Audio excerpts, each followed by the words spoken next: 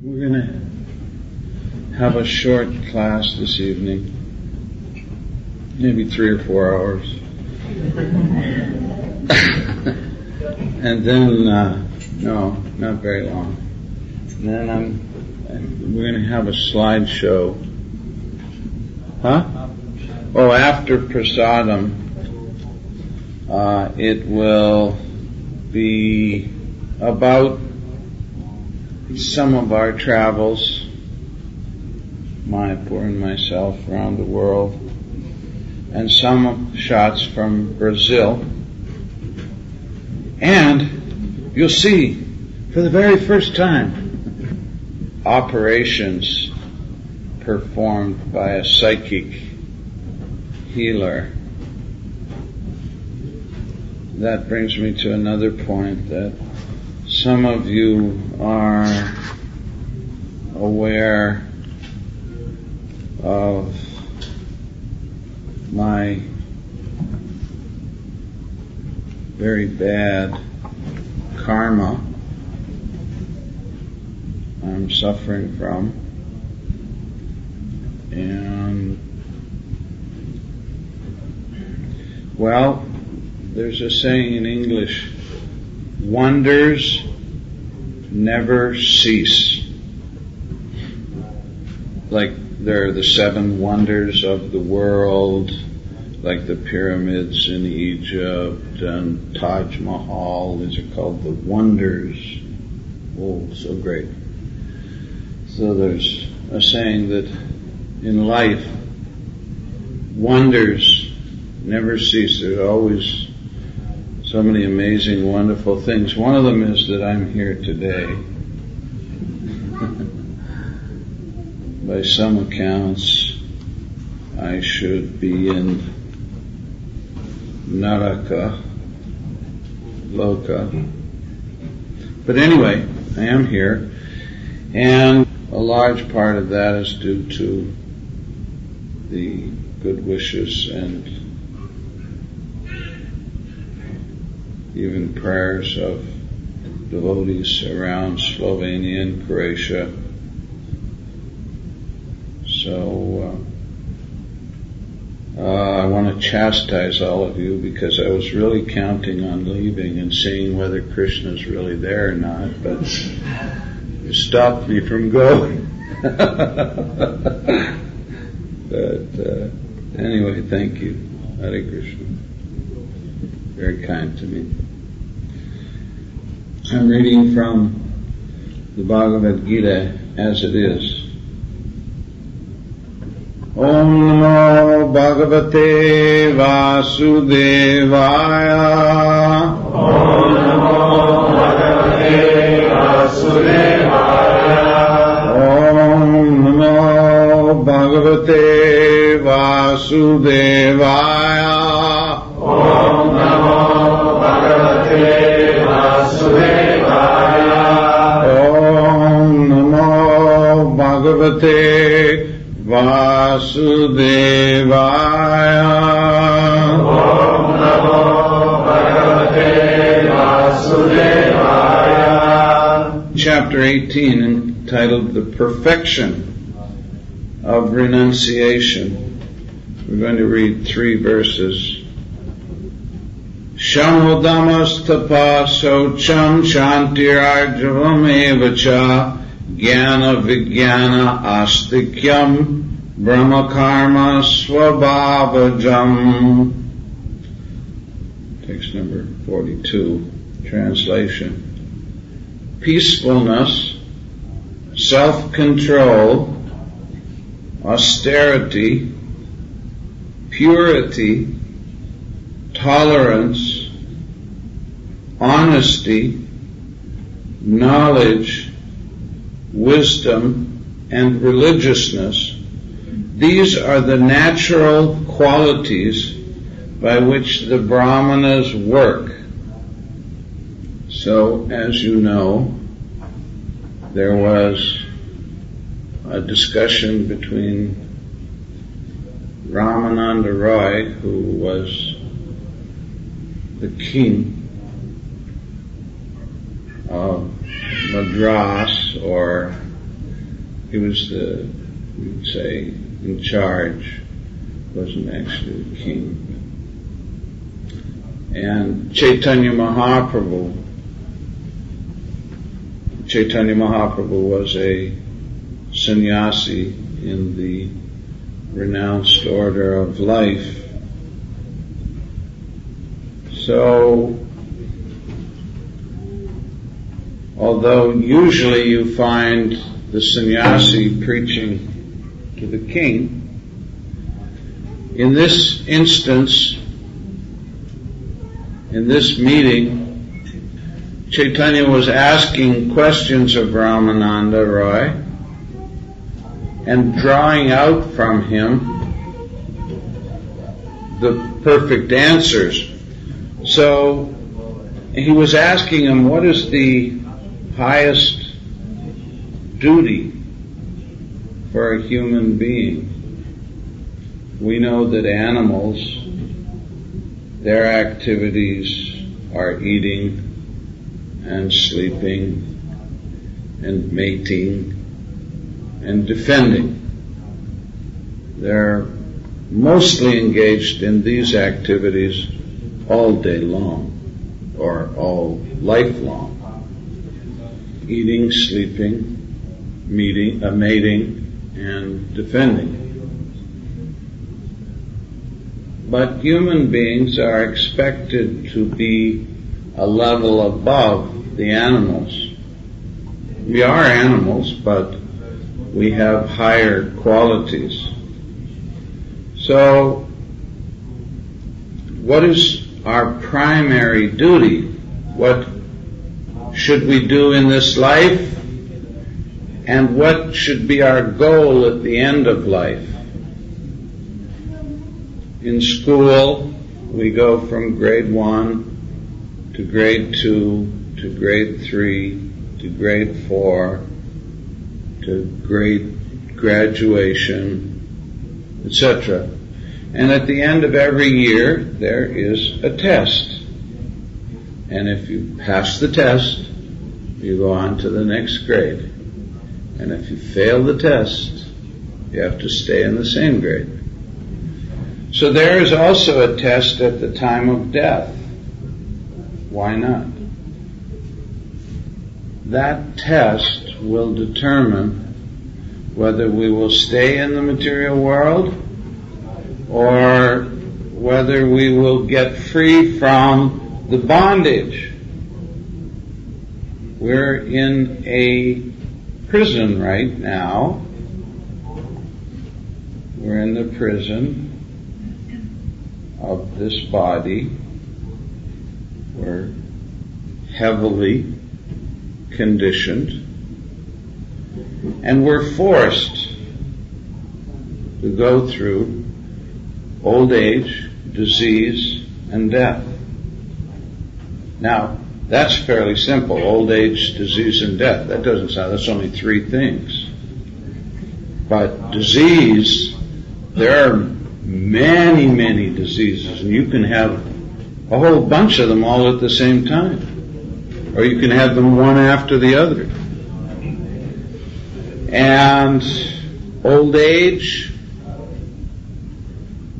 there are many things that old age does to a person, psychologically, physically, in every way.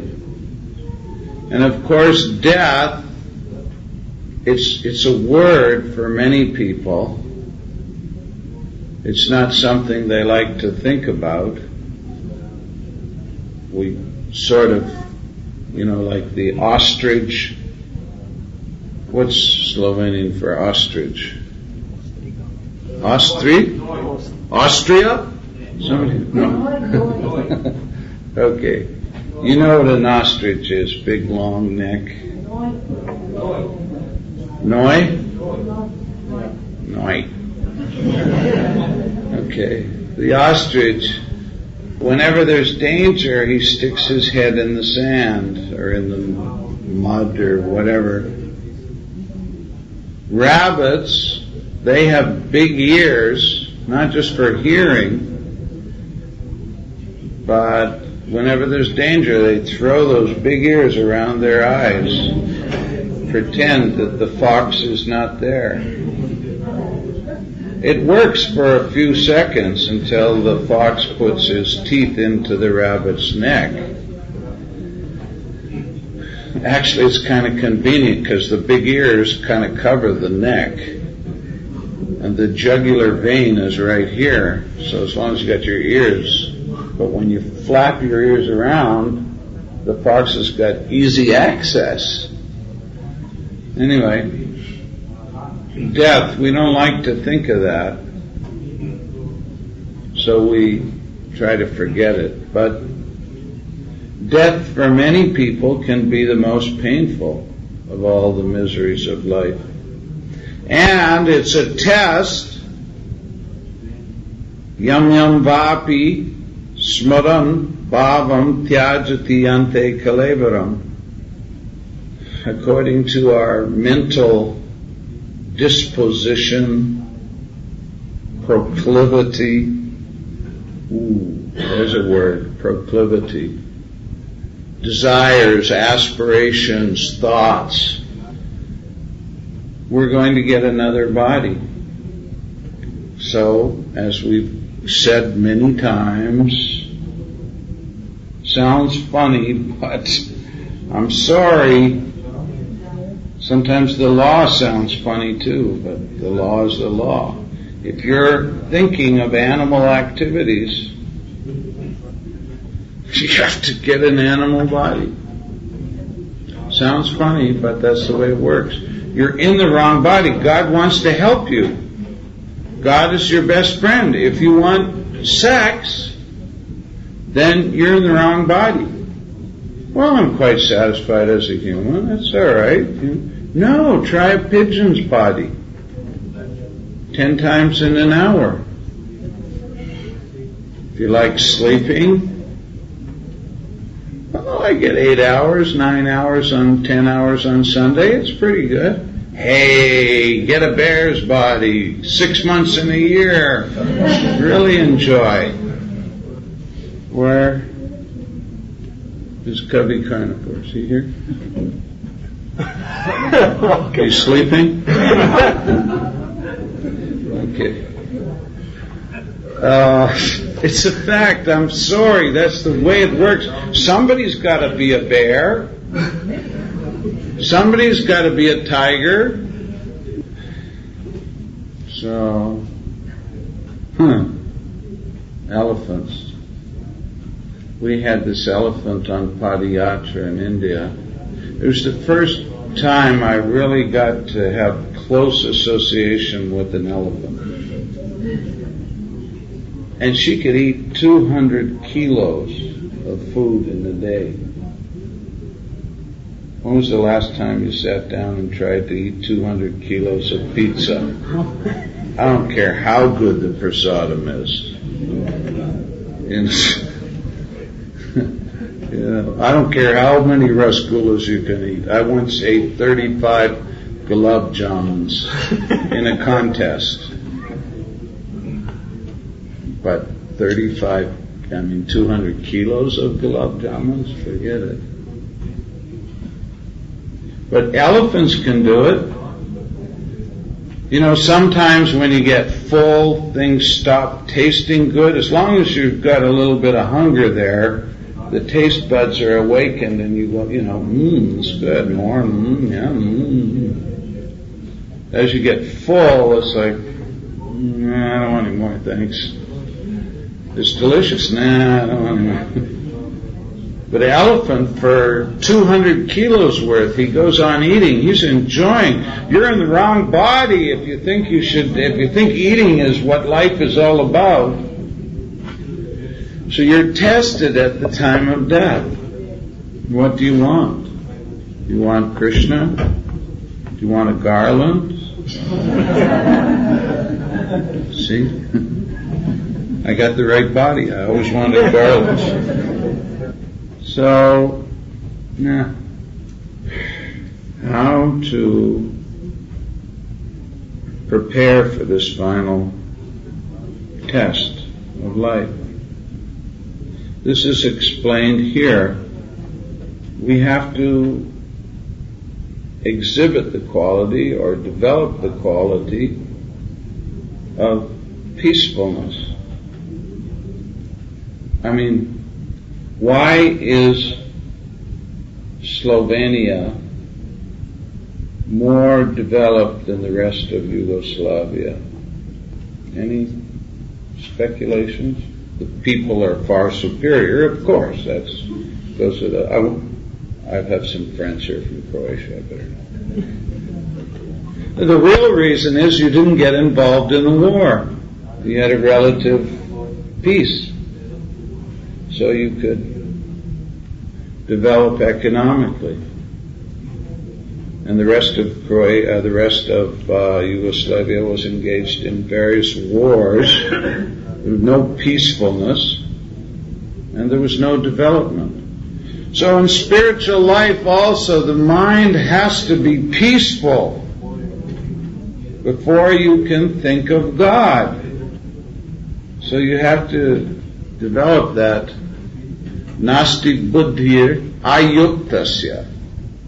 You can't fix in God, yukta, na asti.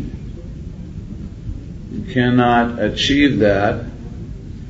Na chayuktasya bhavana, unless your mind is absorbed in transcendence, you won't be able to control your mind. It'll wander. I mean, the mind's nature is to wander anyway. The mind has been leading us. You may think, well, the scripture says that we've been brahmanda brahmite. We've been wandering throughout this universe and many universes for millions of years, taking different bodies, trying to enjoy variety of sensual experience. We all want variety, and we've been traveling. Don't ever tell me that you haven't done much traveling. You've done lots of traveling. Maybe you didn't go to New York. It's probably just as well that you didn't. But you've been to other planets. You've been in different bodies. You've done a lot of traveling. So the mind has been leading you. Try this, try that. You go to when you go to a restaurant, when you're at home and your mother brings in the meal and, she's a good cook and you sit down, oh, this is great, and you enjoy it. What's offered to you, maybe it's your favorite dish, maybe it's your third favorite prasadam, whatever, and you enjoy it. You go into a restaurant, it's hellish. I'm going to order this, or, well, geez, that looks good, but gosh, I won't be able to have this. And, you get so much in anxiety that half the time you need, at least not you, but karmis, they need to get drunk a little bit so they can just choose what their meal's going to be. They're so much in anxiety. So, you got to bring that mind under control. Big job. Nacha bhavayata kṣāntir. Unless you have a controlled mind, you won't have a peaceful mind. And ashantasya kuta sukham. Without a peaceful mind, ashanta, shantihi, you've heard that word, shanti. Ashantasya kutaha. Where is the possibility of sukham, happiness? So, peacefulness can be cultivated by regulated life. Everything. By a regulated life. By regulating your eating, your sleeping, your mating, your defending. There's that verse in the Bhagavad-gītā, one can mitigate all the miseries of material life. You going to tell me? No? The way you stood up? Who knows that verse? Come on. yuktahara viharasya yukta chestasya karmasu yukta svapna vabodasya yogo bhavati dukkhaha. By regulating your activities, not eating too much or eating too little, not sleeping too much or sleeping too little, you can even solve the miseries of material existence. Forget transcendence. You can be relatively happy. So you have to become peaceful, and damaha means self-control. Self-control means under the control of the self. That means under the control of the intelligence, which is coming from the soul. Atma means self, but it means the body self, the mind self, and the spirit self, as three different connotations according to how you use it. Atma. You've heard that word, Atma. So, in order to achieve love or union with Paramatma, you have to be advanced in Atma, the soul, the self. You have to understand who the self is. Austerity means standing on your feet, on your toes, with your arms raised up towards the sun and standing that way for 100 years. That is, yogis do that.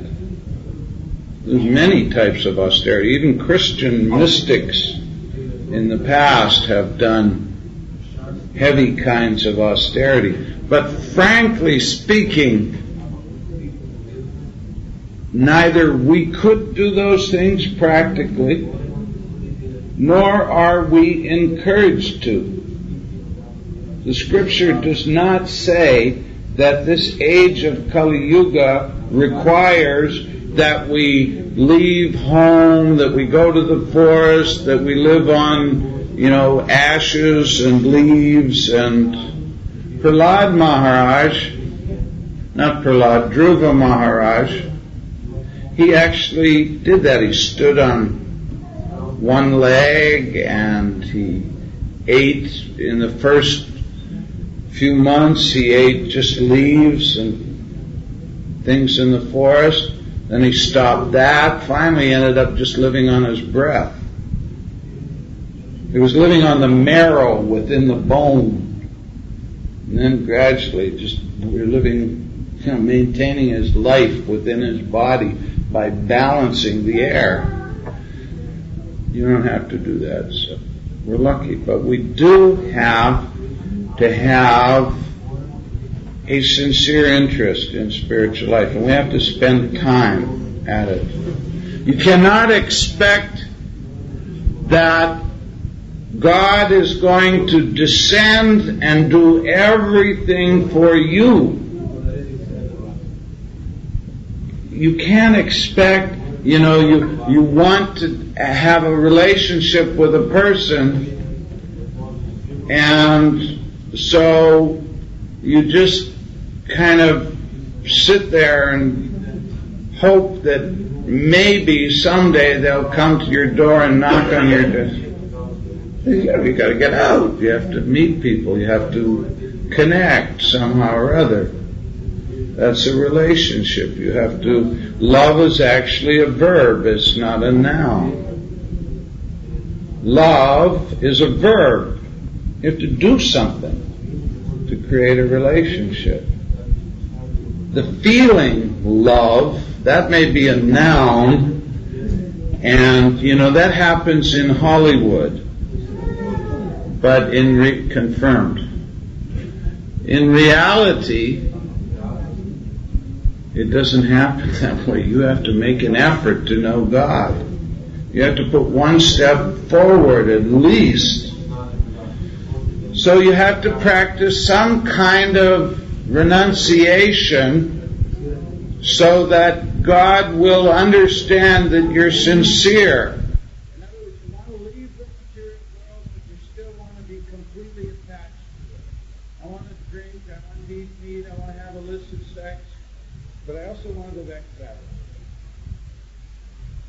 And it's your problem,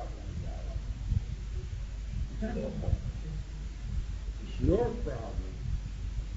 Krishna's already, we represent a very small portion of the living beings. Very minute fraction. Krishna is served in Goloka Vrindavan by unlimited numbers of parts and parcels, loving souls who reciprocate with him in ecstatic pastimes.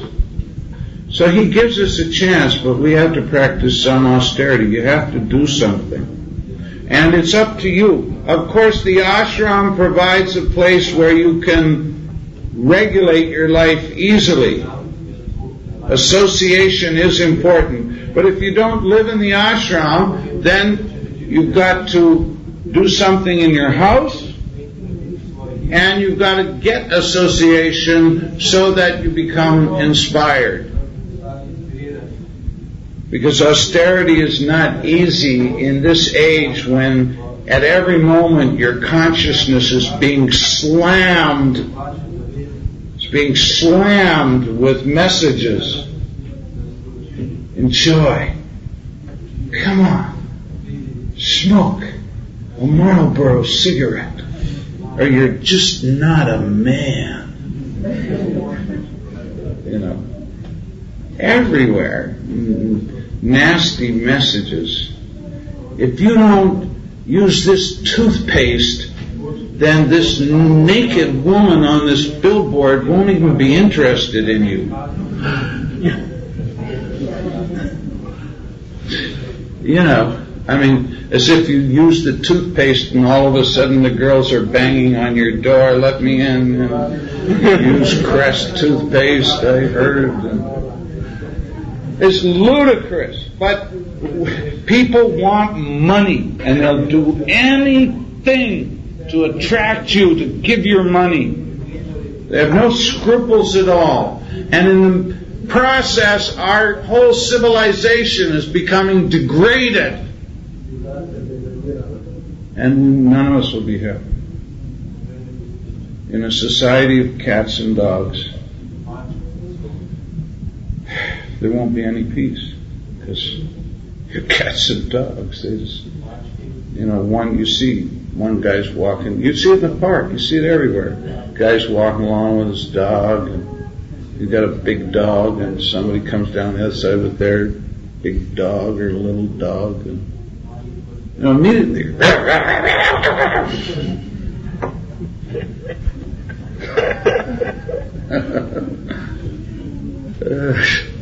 we live in a society of cats and dogs, and that's what we can expect. They'll be the big leaders of the world.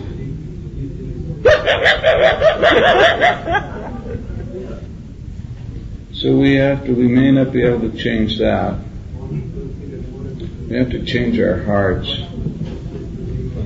Eleanor Roosevelt, the wife of President Roosevelt, she said, nobody can hurt you if you don't allow them to. It's not what happens in the external world or what happens to you that really hurts you. It's how you react. And if you're practicing Krishna conscious austerity, if you're peaceful, if you're self-controlled, śaucaṁ, if you're clean inside and outside, cleanliness is next to godliness.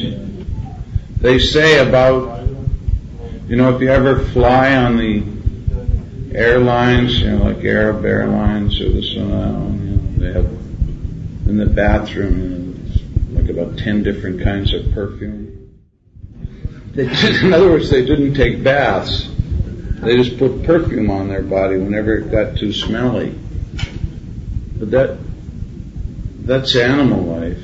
In fact, animals bathe much more often. We should bathe daily. Keep ourselves clean. When you bathe regularly, your body feels clean, And your inside feels clean also, your mind. It's a start anyway. The internal cleaning can be achieved by chanting, japa. Kirtan also, but japa can be more regular. Kṣāntir ārjavam evacha. Well, trinada pisunichena. We have to be more tolerant than the tree. First of all, if you have any courage, if you study Krishna consciousness and you understand that this is the right thing, it's something I like, then you should have the courage of your conviction. I do. I go everywhere and anywhere in my dhoti and kurta, and I don't care what people think. In New York, when someone doesn't like what you're doing, there's an expression in your face. In your face. You know, I don't care what you think. Well, we care what people think on one level, but the fact is that we're doing something very, very positive for ourselves and for the rest of society. So why shouldn't we let people know that we're devotees? Why shouldn't we wear tilak? You know, if it's really a difficult situation, you always take a little water and wash it off.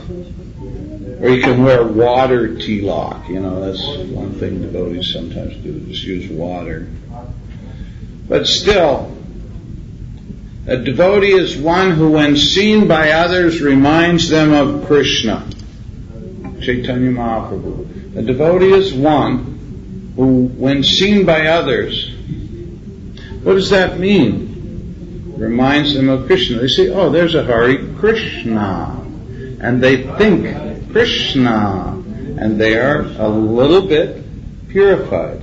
Maybe it's a tiny little bit, but it's something.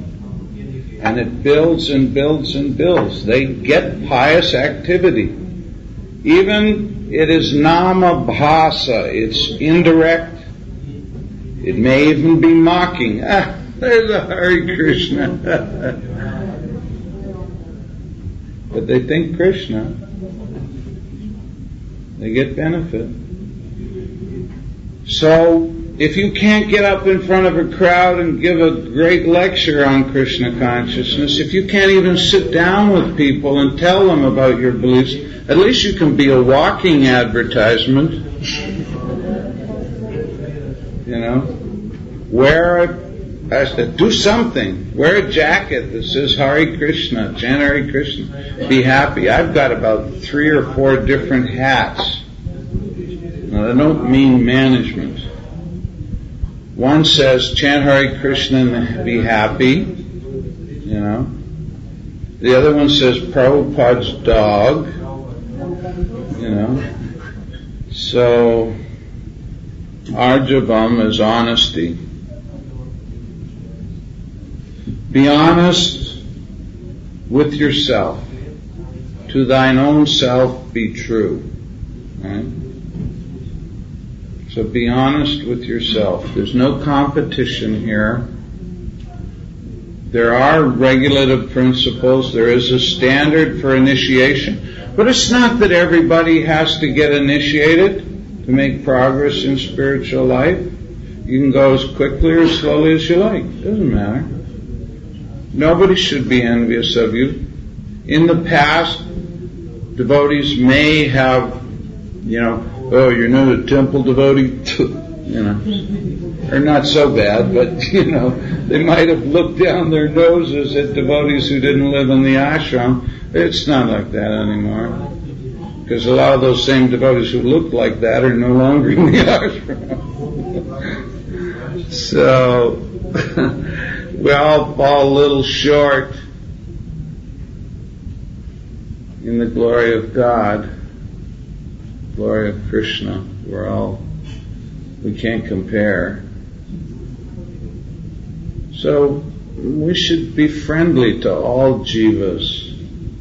It's what Rupa Goswami instructed Jiva Goswami. We should be kind to all jivas, and especially people who are trying to be Krishna conscious. So be honest with yourself. Don't try to pretend. Kapata means duplicitousness. When people make a show of being very advanced when they're just a hypocrite. No need for that. We're not in a competition. You may not be able to do the deity worship, but someday maybe you will. Or you can have deities in your own home and worship on a certain level. Try to follow the heavy regulative principles. Try to, don't eat meat and don't take intoxication. Third one's pretty important too, but it may be tougher. Speculation, I don't think anybody really understands anyway. So, and most devotees play all kinds of sports, so try to be honest, and be honest with others. You have nothing to lose. You only have 50 or 60 years. Sticks and stones will break my bones, but names will never hurt me. Nobody, doesn't matter what people think. Be honest and do your very best that you can, and pray to Krishna for guidance and help. You're going to come out successful. You're going to become a pure devotee of Krishna. No doubt about it. But just be honest. Jnāna, vijñānam, āstikyaṁ. Knowledge, wisdom, and religiousness. They're all related. Knowledge means knowledge of the scripture. Wisdom means practical knowledge, how to apply it, how to realize it. Jnāna and vijñāna. When theoretical knowledge becomes very deep in your psyche, you understand it as the truth, then you're a wise person. A wise person is not someone just with theoretical knowledge but can't control his senses or can't. I see a lot of devotees, not a lot, a significant number, and they stand out. They want to go to Vrindavan and Radhakund and make a show of being very advanced. For someone who's lived in India for almost 30 years, to me it's a joke. The people in Radhakund there were Babajis. It's not that there weren't Babajis. Gaur Kishore Das Babaji, Jagannath Das Babaji. But they're austerities. And our Western Babajis, there was one devotee named Odulomi, and he got some very serious terminal disease. So he begged Prabhupada to give him Babaji initiation. Prabhupada refused. He pushed. Finally, Prabhupada gave him Babaji initiation. Odulomi Das Babaji. He went to Vrindavan. He chanted a few extra rounds. Then a letter came from Chicago that they had miscalculated his disease, and he really didn't have that disease. So then he left Vrindavan, went back to Chicago, and hasn't been seen since. Odulomi Das Babaji, Anuttama Das Babaji. Just stick to the straight and narrow path. Prabhupada gave us an example. Prabhupada was humble, he was charming, he wasn't too austere, he was deep in knowledge, he gave his life for us till the very last moment. On his deathbed he was preaching, translating his books. Prabhupada took so much trouble for us. He really was a man who had deep love for humanity. because he loved Krishna. So just follow Prabhupada, and you'll get jnana, vijñānam, āstikyaṁ, religiousness. Do the religious thing. In other words, try to do things to the best of your ability. Be Brahminical, be whatever. Religiousness is related to the regulative principles. It's not the highest level of bhakti, but it means to be a good person. And it doesn't take a big effort. If you're a good person, they say, if you want to be loved, give love. Love and you'll be loved. Be religious and people will respect you. Live a sane, decent life. There was one devotee here. I think he was a devotee the other day.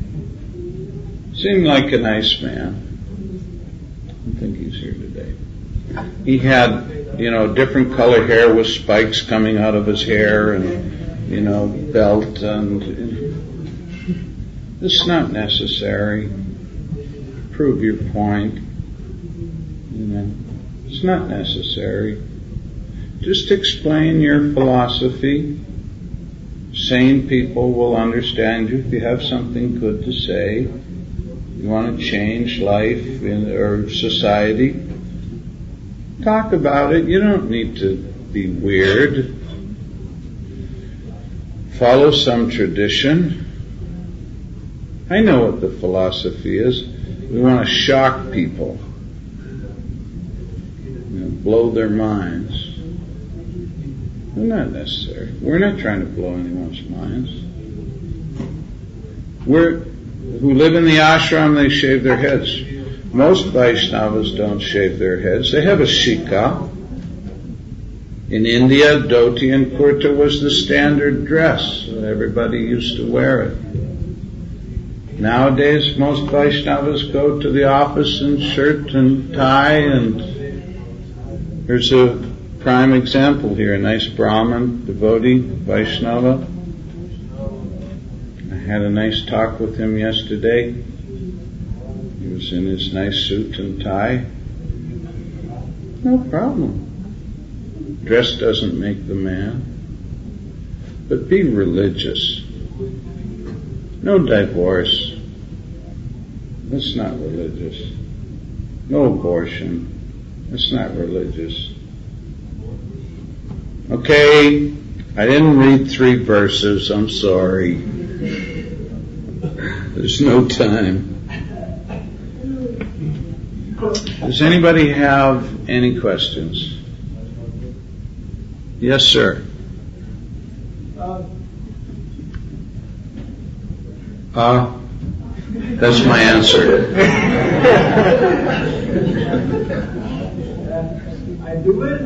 Саму Харе Кришну говорят. Rest of business, who Hare Papa? Is it enough to only say Hare Krishna without love for other living beings, to repeat just like parents? Oh, that's nice, yeah. Chanting Hare Krishna like a parrot, there may be some value there, but not a lot. You should try to develop feeling. Initially, we follow. We have a little faith and we follow, so there may not be so much feeling.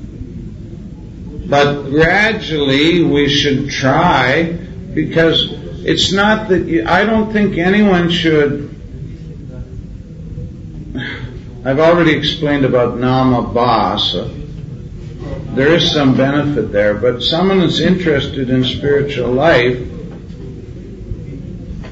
they should try to find out, well, why do you chant Hare Krishna? Who's Krishna? What is Krishna? What is Hare? You should try to know. And once you know that Krishna is a person, he and his name are not different, just listen to Bhakti Vinod Thakur. He's saying, my dear Lord, please excuse my chanting. I feel that my imperfect chanting is bruising your body. In other words, he takes the name as non-different than the body of Krishna. And he feels that his not so perfect chanting, pronouncing the sound Krishna, is like, it's an offense. He's bruising the body of Krishna. So he's apologizing for that, begging forgiveness. So the chanting, we should chant with feeling by all means, because there's going to come a time when the sound Krishna will become, not will become, it is, but it will become in your life the person Krishna. Just like, suppose you had someone that you were attracted to, and you had a feeling that I would like to express my love to them by an embrace. But you were informed that all you could do was chant their name. And you had to remain, you could see them and watch them, but all you could do was chant your name. You get really frustrated, because your desire is to have some interaction, all your senses.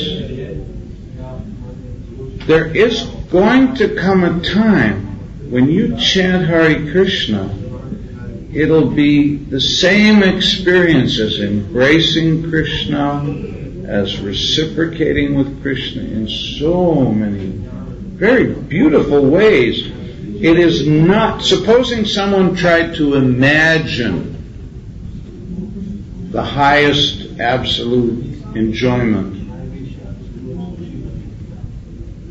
Supposing someone figured out that rubbing skin together is not the highest imaginable pleasure, and they thought, let me imagine pleasure that has no problems, that goes on getting sweeter and sweeter.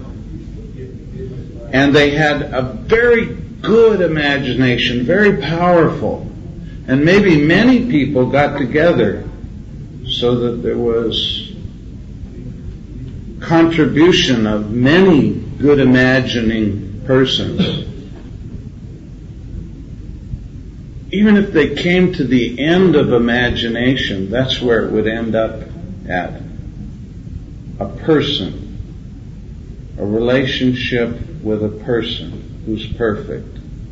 Like in the movies now, you've got this wonderful place here with 12 or 15 cinemas. Yeah? It's the attraction of Slovenia, of Ljubljana. How many people have been there? Huh? None of you have seen it? It's not open yet. Oh, it's not open yet. Minor detail. How many of you are anticipating the opening? Okay. I hear they have state-of-the-art equipment, sound and light, and so I lost it. See, I talked about Maya and I lost it. What was the track I was on? You lost it too. Somebody tell me. Before I started into the example, what was I talking about? Tell me. About rubbing skin. No pleasure in that. Highest pleasure. Yeah. And the people there are going to bring you the best imaginations of the world, trying to imagine newer and newer ways of enjoying the senses on the screen. Things that, the movies are just getting wilder and wilder. Star Wars and Galaxy Wars and Universe Wars and Universe Wars 3 and, they're really trying to, because they've got to come with something new every time. Because after you've seen Star Wars 8, believe me, that's what he planned to do originally. 8. And I think he was going to try to end up with merging into God, or maybe, I don't think he was a Vaishnava, but, his idea was to actually bring people closer to success through God realization. But he himself didn't have any idea, so it's hard. But Krishna Leela, Krishna's pastimes, nobody can imagine how perfect. It's obvious in a sense. We are persons and we want a person. We're doing so many things, and there's always suffering at the end of it. So here's an opportunity to do those things where it only gets more and more pleasurable. So you have to do that with feeling. You have to approach that with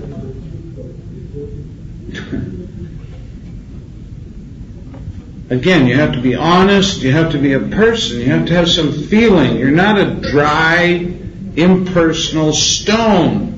You cannot approach God with a frozen heart. You cannot approach God with a stone heart. You have to melt. You have to learn how to cry for Krishna. Tears for Krishna. Any other questions? Yes. You mentioned the other lines of philosophy within Chaitanya Mahaprabhu's mission. Now the question is, did I? Well, I got it that way. Huh? I got it that way. The other lines within Chaitanya Mahaprabhu's mission? The other lines outside Chaitanya Mahaprabhu's mission, maybe you're thinking of. Okay, now the question is, what is basically the difference between the philosophy that Srila Prabhupada gave us in Bhagavad-gītā and the philosophy of those people? Well, Bhakti Siddhanta Saraswati Goswami, who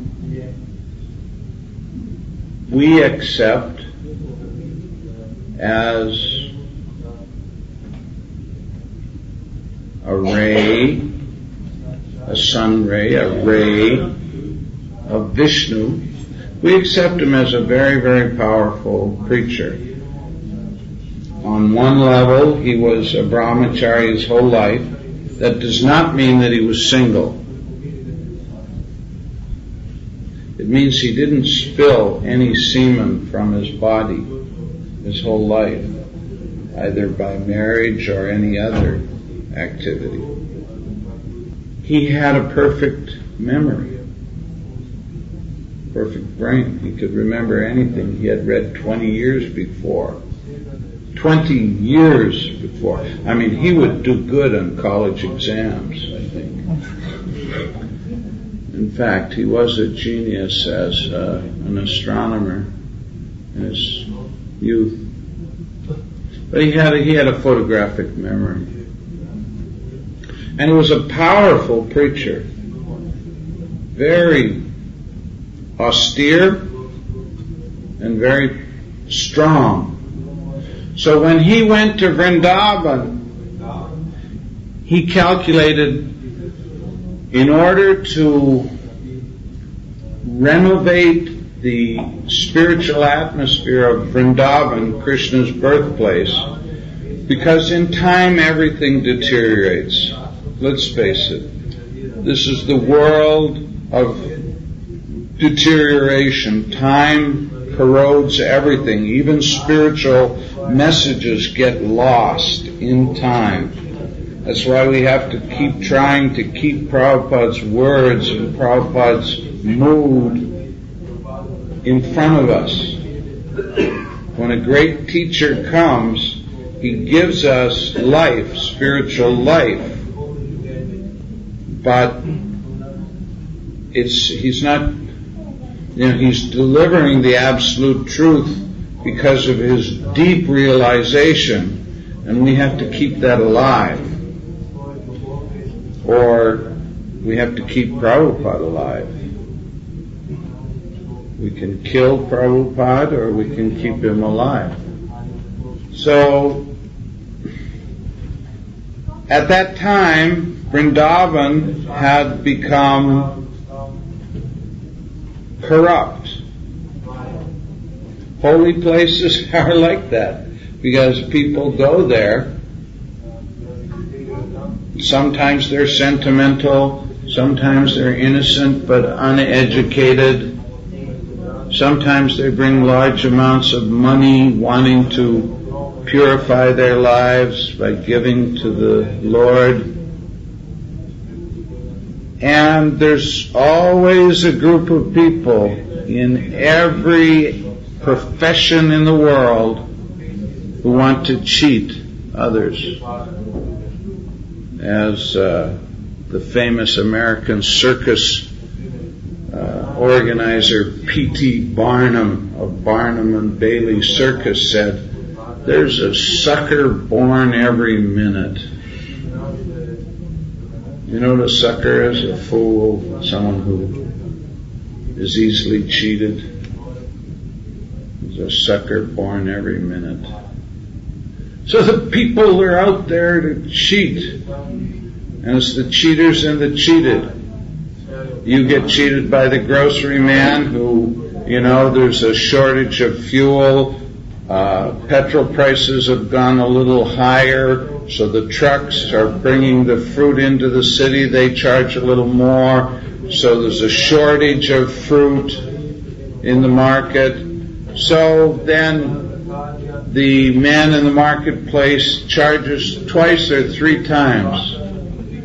You need fruit, you're in the city, you can't just go to the country all the time. But he'll cheat you because you're vulnerable. He'll cheat you.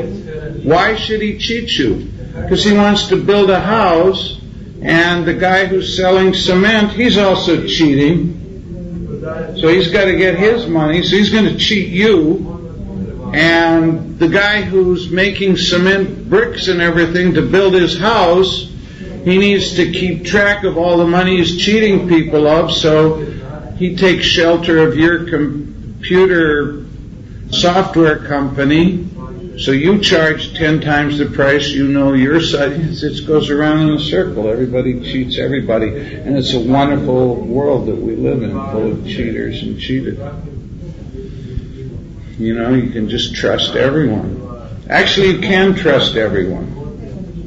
Sometimes people say you can't trust anyone. I say you can trust everyone. You can trust that they're going to cheat you. So, the caste Goswamis of Vrindavan and the Babajis of Radhakund, those were his two biggest enemies, and they were both cheaters. The caste Goswamis of Vrindavan were saying that you can only be a brahmana if you come in our family. You have to be born as a brahmana. It doesn't matter if you smoke or drink or do any nonsense, but as long as you're born a brahmana, then the rest of society should worship you. And Prabhupada was training and initiating foreigners, Westerners, Bhaktisiddhanta also initiated some Westerners, one German man and some others also. And even Chaitanya Mahaprabhu, he made Namacharya. Haridas Thakur, his principal disciple, Haridas Thakur, was, at that time, Muslims were considered very low-class people because they were mostly meat-eaters and unclean and whatever. Not everybody, but the general mass of people. So, Hindus, that was just not proper to accept a Muslim.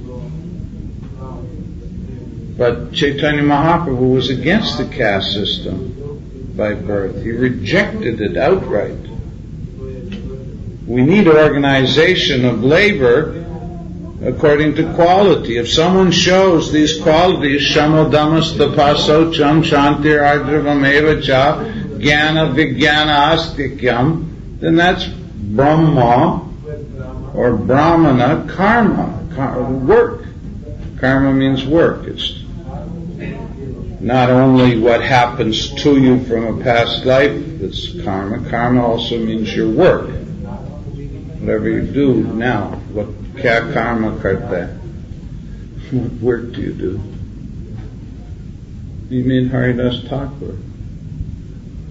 And Bhaktisiddhanta preached very strongly, and he defeated these powerful lobbies. They were very powerful. They ran all the temples in Vrindavan, and they still do. And the Babajis in Vrindavan actually attempted to kill him because their monopoly over people and the income they would get, they were Babajis in Radhakund, but they might appear to be living a very austere, simple life, but they were sending money home to the village, and they had a big house, and, when they retire from Babaji life, go home and enjoy. So, sahajiyas, prakrita sahajiyas. That's where I say, don't, it's good maybe to know about all these different groups, but I think if you just stick closely to Srila Prabhupada, you'll do just fine. You'll be successful. Any other questions? Yes, Mataji. Loudly, please. It was said that we should not intimately, closely be connected and meet with other people, but what can we do when these people are like our relatives and we are forced to be in their association? Well, the first thing is you should probably read Nectar of Instruction. Have you read that book? Dikshasti chet pranati bischa vajantam isham. It explains there that how you should relate to different kinds of Vaishnavas. Someone who is not, there are different kinds of people who can disturb your own peaceful execution of pure bhakti. There are gross sense gratifiers, and you're trying to control your senses.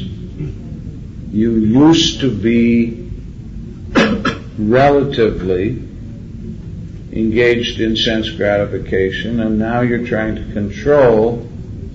So if you associate with that type of person, there will be a tendency to relapse or to fall back to your old habits.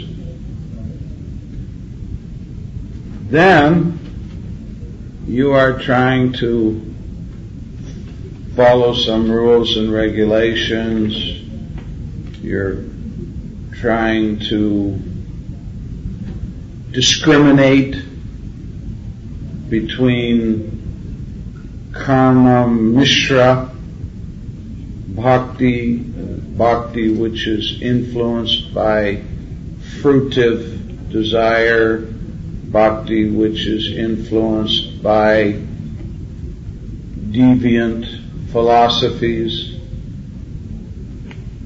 In fact, it is said, Shruti Smriti Puranadi Pancharatra Vidam Vidyakantiki Harir Bhaktir Utpat Yaiva Kalpate.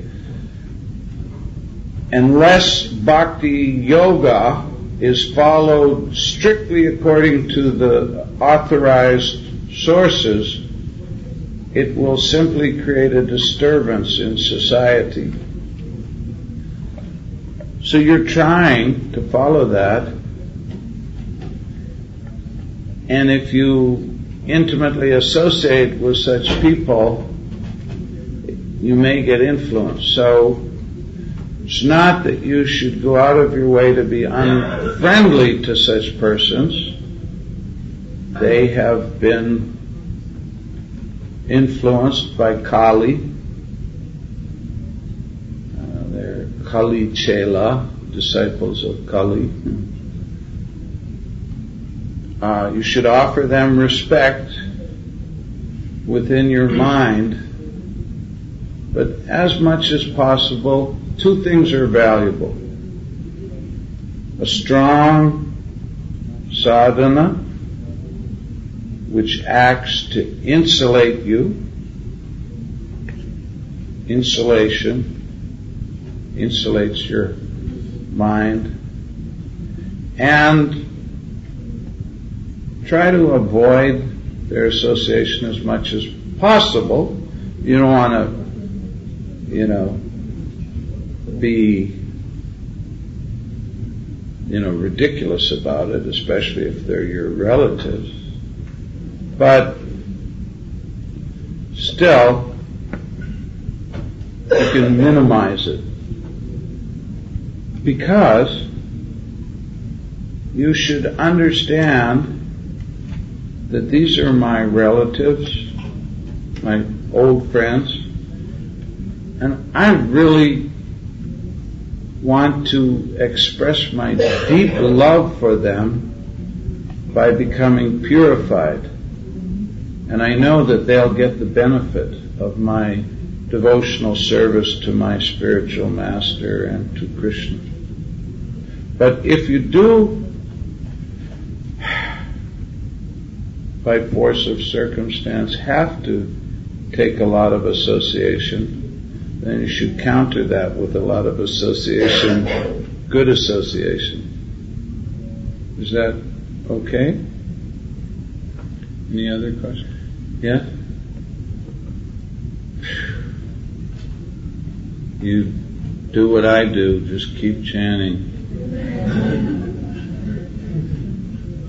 I was in Italy a week ago, and I told them, Rome was not built in a day. They understood.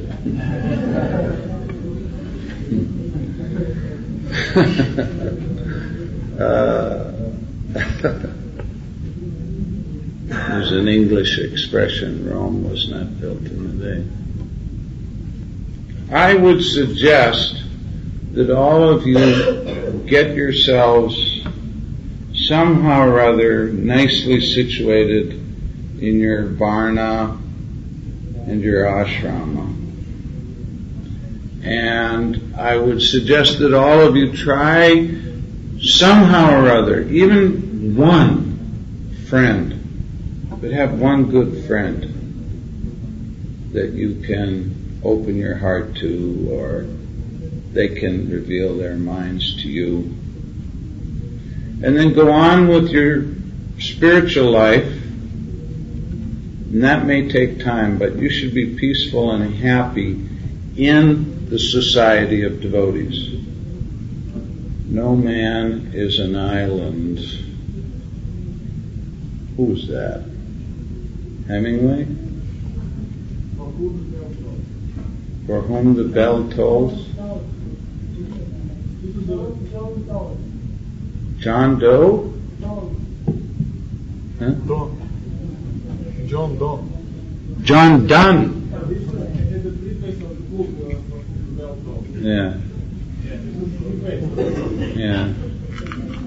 It's true. We all need someone to lean on. Who was that? Who was that? It was Mick Jagger.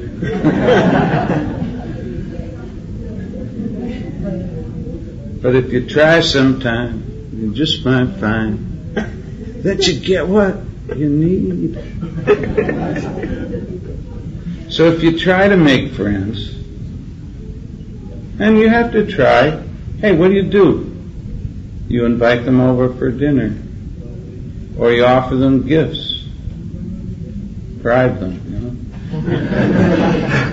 Dadati pratigranati guyamakyati prachiti bhunkte bojayate chaiva sadvidim pratilakshana. It's too bad, it's really too bad you don't have a nice vegetarian restaurant here, a prasadam restaurant. Because then you can go out with a friend to the restaurant. You really ought to try. Some entrepreneurs here ought to somehow, you can do it real simply too. It doesn't have to be a big endeavor. You cook the prasadam anywhere. Maybe the temple, rent the temple kitchen, or do it through the temple. And then you have a place somewhere. It doesn't have to be in the exact middle of the city, so it costs, $500,000 a week or something. But keep it relatively accessible, and just have a simple place with benches or whatever. And every day bring the prasadam. You don't have to call it a restaurant because you don't have any stoves or anything there. Just bring the prasadam hot in buckets, and then you serve it out. And I've seen in Australia where they have more restaurants than any other small continent. Maybe America has more, I don't know.